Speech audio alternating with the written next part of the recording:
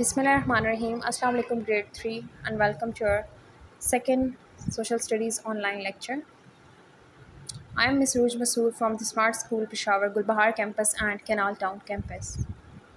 Open your social studies book. Okay, so we were on chapter number 1. हम जो chapter number 1 था हमने उसको हाफ रीड किया था एंड देन कुछ रिटर्न वर्क किया था और आज हम उससे आगे से स्टार्ट करेंगे. Open page number 7. As the Earth orbits round the Sun, it tilts very slightly and so gives us the seasons. जो अर्थ है वो क्या करती है, वो सन के अराउंड जो है तो वो रिवॉल्व करती है, मतलब घूमती है, सन के गिर्द जो है तो वो घूमती है. इट टिल्ट्स वेरी स्लाइटली, मतलब स्लाइटली कहते हैं, टिल्ट करते हैं मतलब किसी तरफ झुकाव होना, किसी एक जगह पे झुक जाना या किसी एक साइड पे मुड़ जाना थोड़ा सा.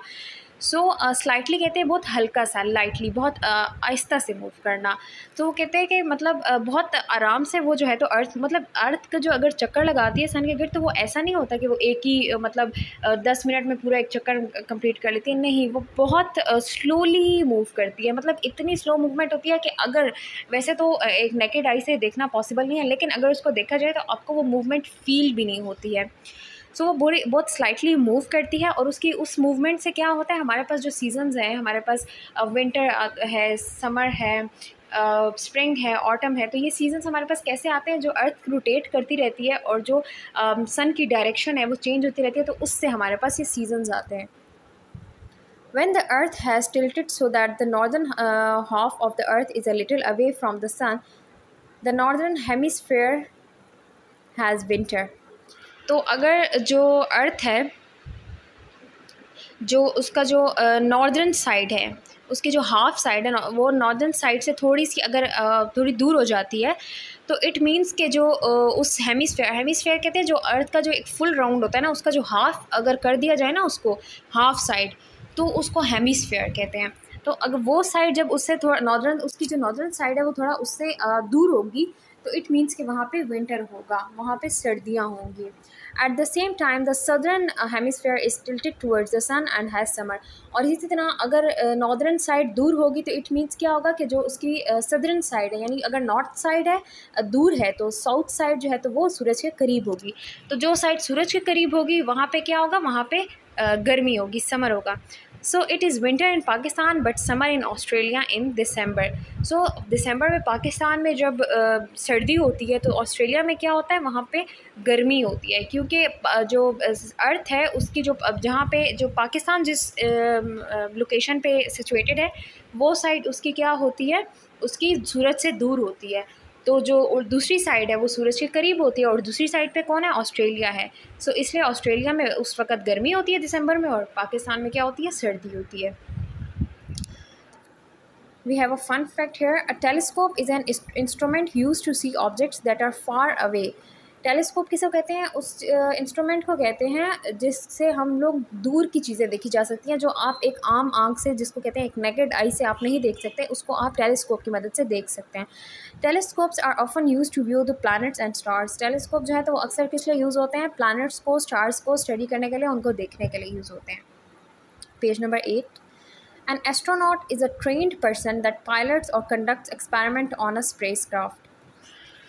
एस्ट्रोनॉट कौन होता है, जो स्पेसक्राफ्ट्स होते हैं जो आसमान पे उड़ाए जाते हैं, वहाँ की कंडीशन वगैरह के मालूमात के लिए एक्सपेरिमेंट्स किए जाते हैं कि मतलब हमारा जो एक सोलर सिस्टम है या जो हमारा सिस्टम है इसके अंदर सैटेलाइट्स हैं, इनके अंदर कौन कौन सी चीज़ें हैं, क्या क्या है. तो इस सारे सिस्टम को समझने के लिए या इस सिस्टम को स्टडी करने के लिए कौन लोग होते हैं, जो जिनको ऊपर भेजा जाता है सैटेलाइट्स वगैरह के उसके लिए, तो उनको एस्ट्रोनॉट कहते हैं, जो स्पेसक्राफ्ट के थ्रू अब जो जिस सैटेलाइट में या सोलर सिस्टम को स्टडी करने के लिए या स्टार्स वगैरह की कंडीशन को जानने के लिए आप ऑफ कोर्स शिप वगैरह या हेलीकॉप्टर्स वगैरह पे तो आप सफ़र नहीं कर सकते ना, वो उससे अलग चीज़ है. सो उसमें जो यूज़ होता है ऊपर जाने के लिए तो उसको कहते हैं spacecraft. Space suit is worn by astronauts during space travel to keep them safe.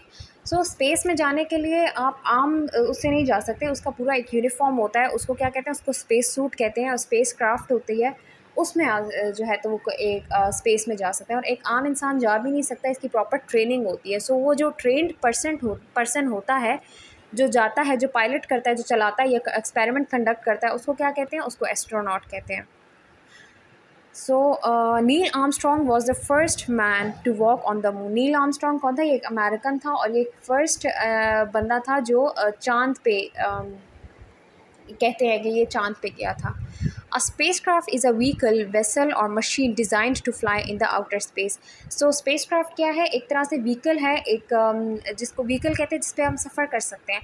एक वेसल है, एक मशीन है, और वो किस लिए डिज़ाइन की गई है? स्पेस में जाने के लिए डिज़ाइन की गई है, क्योंकि वहाँ पे आम व्हीकल या आम ट्रांसपोर्ट आप लोग नहीं कोई अवेल कर सकता। Apollo 2 was the space flight that landed the first man on the moon. अच्छा, जो फर्स्ट मैन था वो तो नील आर्मस्ट्रॉन्ग था ना, जो चांद पे गया था। और जो स्पेस फ्लाइट थी, जिसको स्पेस क्राफ्ट कहते हैं, वो कौन सी थी जो फर्स्ट टाइम जो है तो मून पर लैंड की थी? वो अपोलो 2 थी। The space shuttle is a large and complex manned space craft. Space shuttle होती हैं, वो जो है तो वो स्पेस में भेजी जाती हैं। अच्छा, स्पेस शटल ऐसी होती है ना कि ज़रूरी नहीं होता कि उसके अंदर मतलब एक आदमी भी हो जो उसको पायलट कर रहा हो, या उसको चला रहा हो, या उसको इंस्ट्रक्ट कर रहा हो। स्पेस शटल्स ऐसी भी होती हैं जो ज़मीन पे बैठ के जो है तो उनको रेगुलेट या कंट्रोल किया जाता है और उनको स्पेस में भेजा जाता है। ये बड़ी होती हैं और कॉम्प्लेक्स होती हैं, थोड़ी कॉम्प्लिकेटेड होती हैं, टेक्निकल होती हैं। ऑफ कोर्स स्पेस की जो अगर स्पेस का इक्विपमेंट है या इंस्ट्रूमेंट्स हैं, वो थोड़े टेक्निकल, थोड़े नहीं काफ़ी टेक्निकल होंगे। A space robot is an unmanned spacecraft that leaves the Earth's orbit and explores space. Space probe क्या है? ये एक unmanned space craft that leaves the earth, जो अर्थ का जो ऑर्बिट है उसको जो है तो वो छोड़ देता है, मतलब उस रोटेशन, उस ऑर्बिट से अपने जो स्फेयर, ऑर्बिट कहते हैं मदार को, मदार कहते हैं जिसके गिर्द घूमा जाता है। सो उस ऑर्बिट को, उस स्फेयर को जो है तो वो छोड़ देता है स्पेस प्रोब जो होता है, और वो क्या, वो स्पेस में खुद निकल जाता है।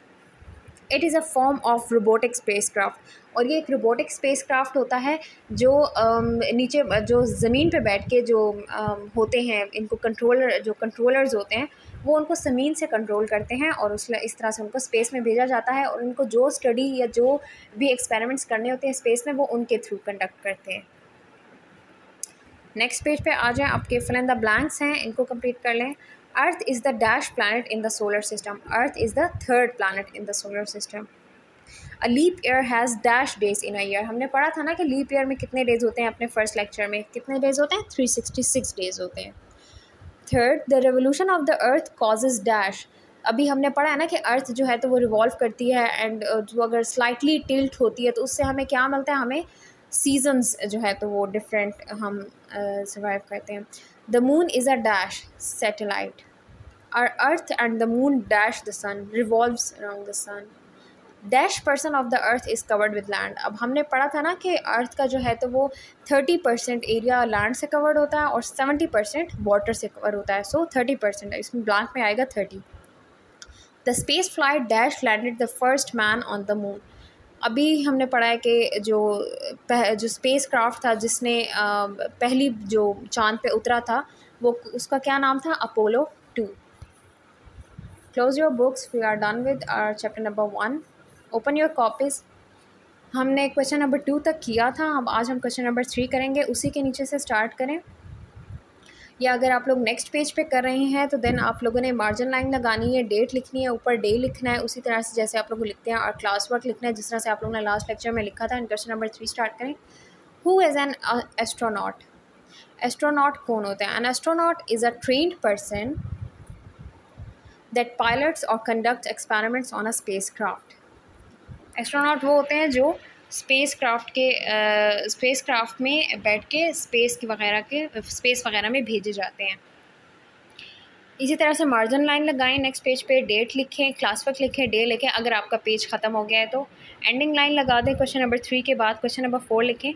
Right the difference between a space probe and a space shuttle. अभी हमने पढ़ा ना कि स्पेस शटल और स्पेस प्रोब में क्या डिफरेंस है। आंसर लिखें, पहले स्पेस शटल की हेडिंग दें, आगे स्पेस प्रोब की हेडिंग दें, और सेंटर में लाइन लगाएं। स्पेस शटल में लिखें, it is a large and mannered spacecraft. Space shuttle क्या होता है, लार्ज होता है और मैनर्ड होता है। मैनर्ड मीन्स क्या होता है कि वो जो होता है वो कंट्रोल किया जा रहा होता है ज़मीन से बैठ के, और वो जो होता है वो अपने स्फेयर में ही घूमता है। स्पेस शटल को जहाँ पे छोड़ा जाता है या जहाँ जहाँ भेजा जाता है वो वहीं रहता है। और स्पेस प्रोब क्या होता है, वो अनमैनर्ड होता है, वो कंट्रोल तो होता है, उसका कंट्रोल नीचे ज़मीन, लेकिन वो अपने स्फेयर से जो है तो वो अपने स्फेयर के बीच में नहीं रहता, वो अपने सर्कल के बीच में नहीं रहता, वो अपने सर्कल से बाहर निकल जाता है और वो स्पेस में घूमता रहता है। सो स्पेस प्रोब में लिखे, it is an unmanned space craft that leaves the earth's orbit. Ending line. Question number 5. What is a telescope? Answer. A telescope is an instrument used to see objects that are far away. Ending line. So that was our today's lecture, and with this we are done with our chapter number 1. In next lesson, in next lecture, we will start with chapter number 2.